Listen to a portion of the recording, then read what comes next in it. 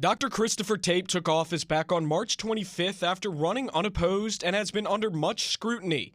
Recently, he was served a temporary restraining order filed by 3 Louisiana coroners and the Sexual Trauma Awareness and Response Center, stopping him from cutting St. Tammany's sexual assault nursing examiners program. He says while he can't speak much on the case, he does support the work of the SANE nurses, and he does not want his decision to discourage sex crime victims. I think the SANE nurses are fantastic. I think they do a fantastic job. If nothing comes out of this, I want people to report their crimes. I think there's a silver lining here. People should report their crimes. Survivors should report their crimes. Go to the hospital, call 911.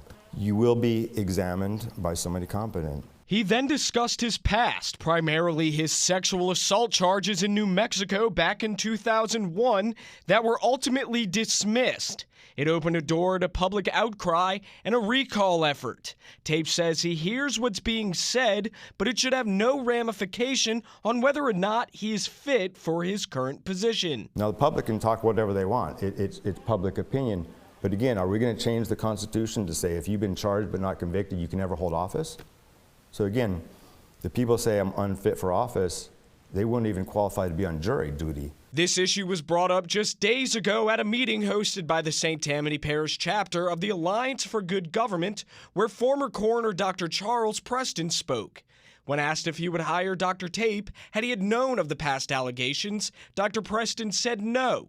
I asked Tape his thoughts on Dr. Preston's negative views, and he said it was not a concern. I have the loyalty and support of the office, and we're serving the people, and that's the message that should go out.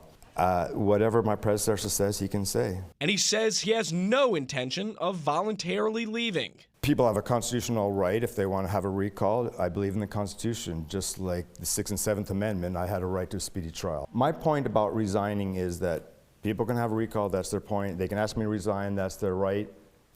I would only resign if the people in the office asked me to resign.